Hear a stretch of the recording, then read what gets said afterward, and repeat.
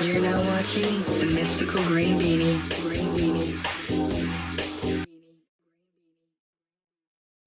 Hey, what's going on, dudes and dudettes? I am the Mystical Green Beanie, and recently I've been making a lot of 20 to 30 minute videos, and yeah, that's a lot of work. Plus, it takes up a lot of time, and that means less videos for you guys. So today, I wanted to take a step back and make a nice, short, but sweet video. Hopefully.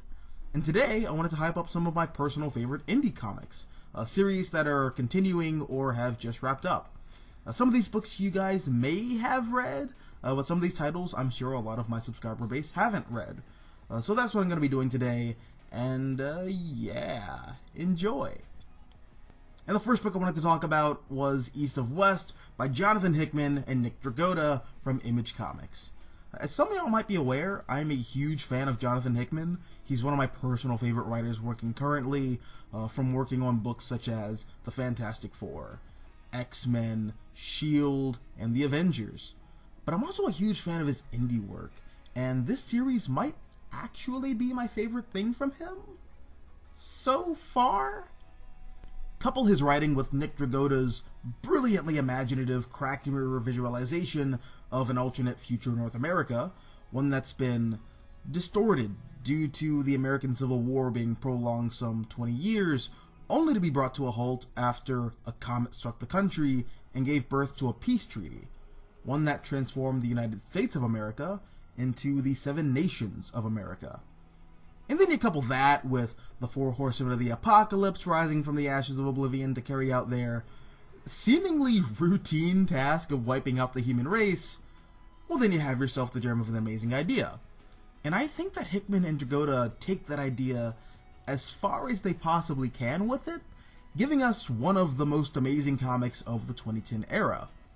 So, the general story behind this comic is that, in the mid-21st century, Death betrays the other Horsemen of the Apocalypse because he fell in love and had a child with the daughter of one of the leaders of the Seven Nations of America, and in his betrayal, he's made the carefully systematic engineering of the end of the world all the more complicated. And we follow an amazingly complex and morally gray cast of characters as they collude and conspire and lay waste to their friends and enemies alike, all in an attempt to make themselves the king of the hill in the face of the looming apocalypse. And I really don't know what else to say on this comic. It's a fantastically fun read that plays with the notion of religion and politics and how the two are more intertwined than we'd often like to believe, and the fragility of man despite our over-ambitions and our attempts to play God, and what the God concept turns into in a world where vast technological achievement and mystical horror occupy the same space. And at the end of the day, this comic is brilliant. It just wrapped up a few months ago, so I'd highly recommend picking up the entire series. It's an expensive venture, but one that I think is well worth it. Next up, there's Sentient by Jeff Lemire and Gabriel Walta from TKO Comics. Now, this book is interesting. First of all, TKO Comics is a relatively new publisher, and from what I understand, they don't publish monthly periodicals. They just do graphic novel collections. I could be wrong, but hey, I doubt it!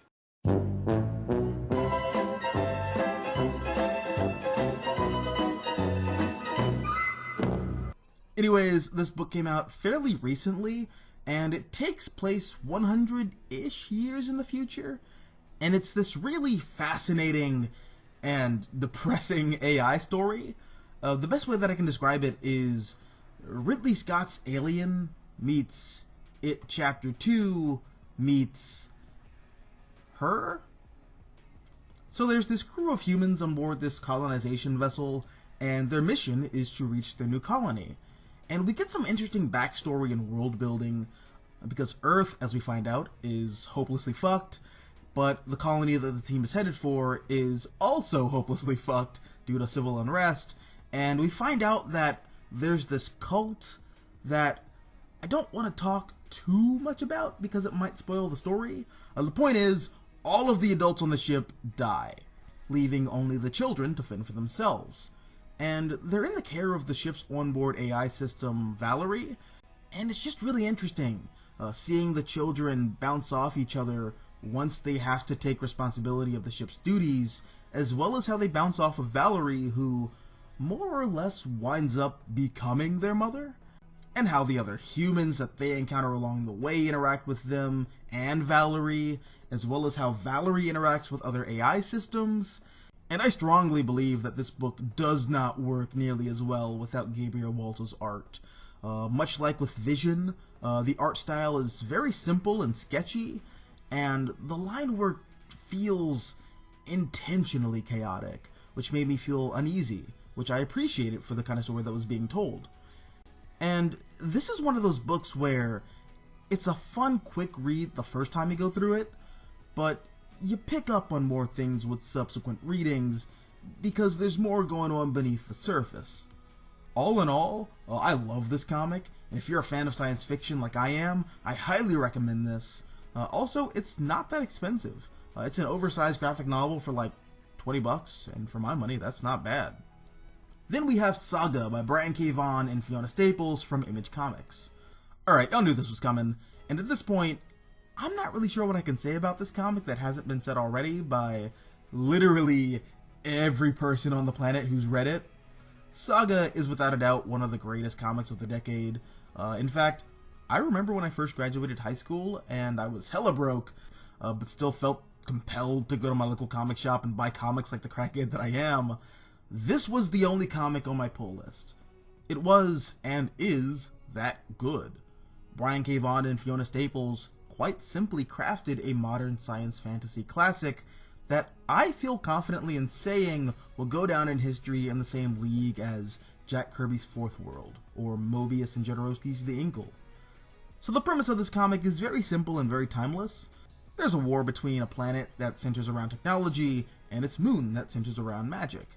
And these societies are locked in a constant state of war because reasons?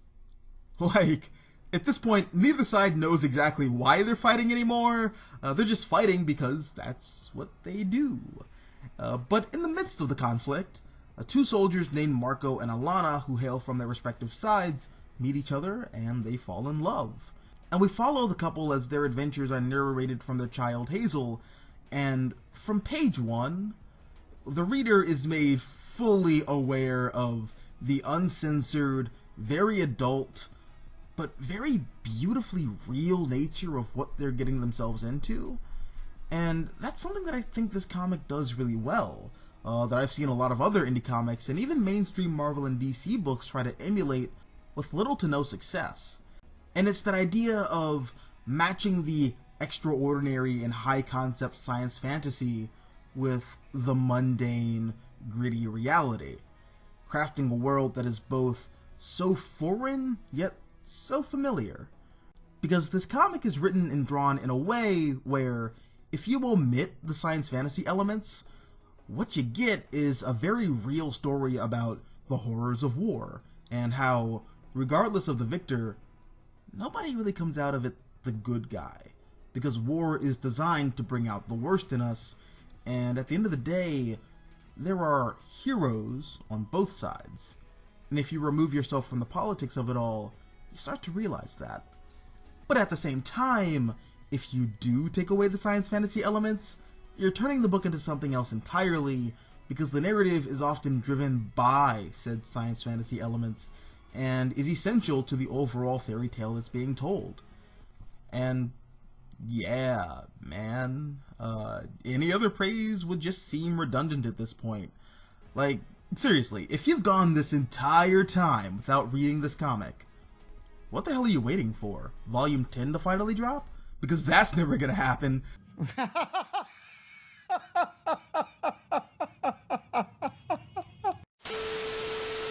Moving on, we have Excellence by Brandon Thomas, Corey Randolph, and Emilio Lopez from Skybound, which is actually an imprint under Image Comics, I believe.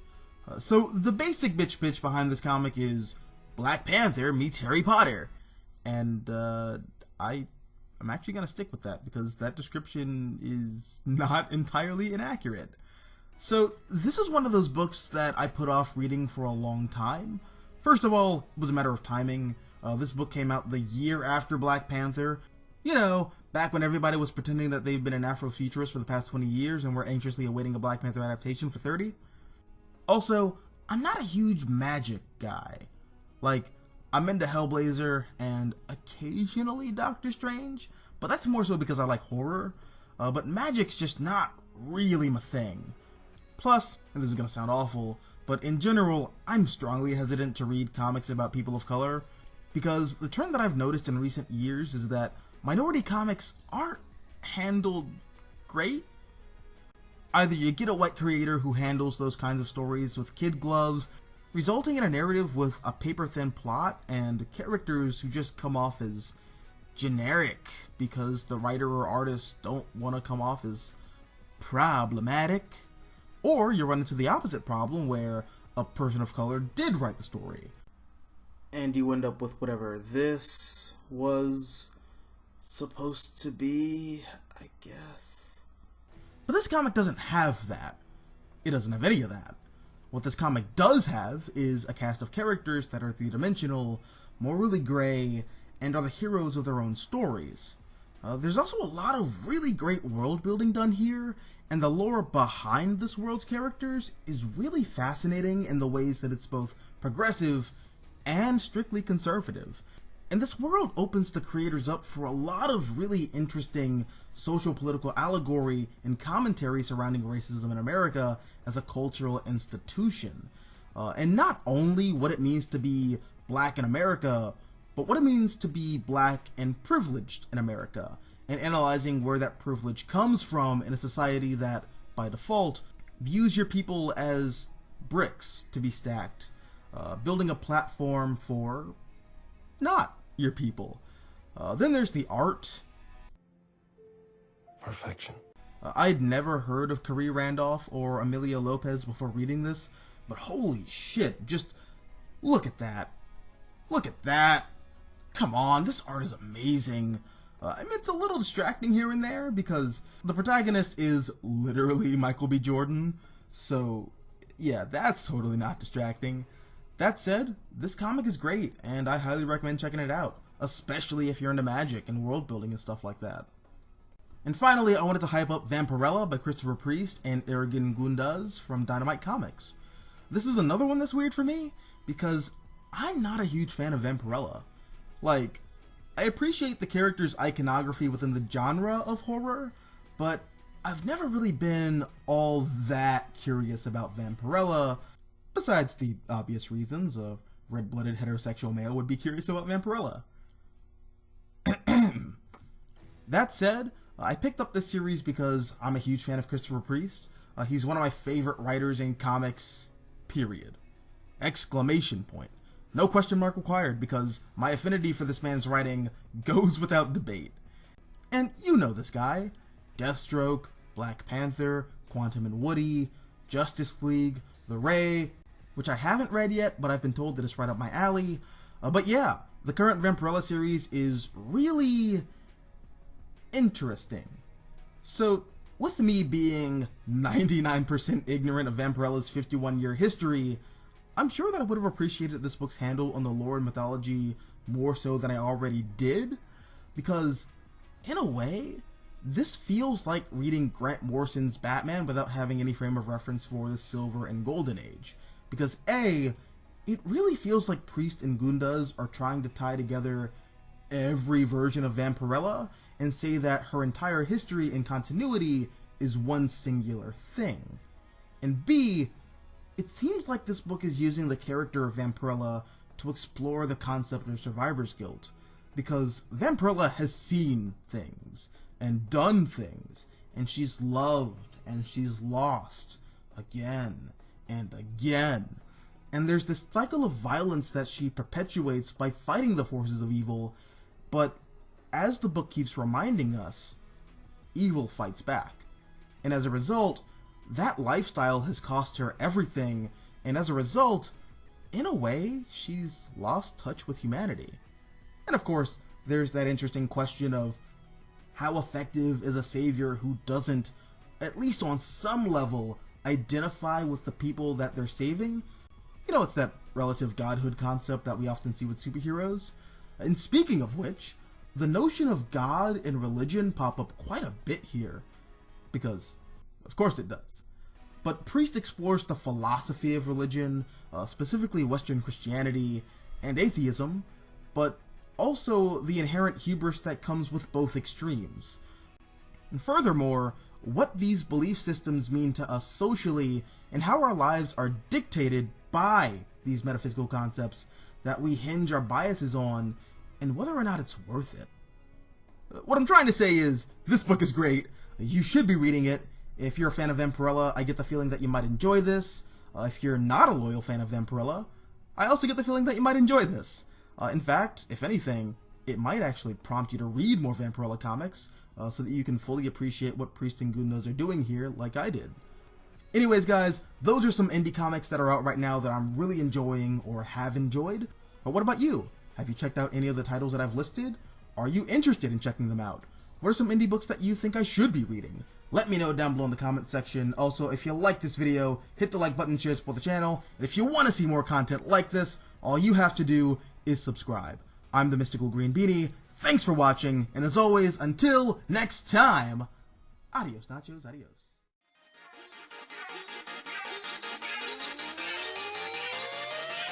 Charged up.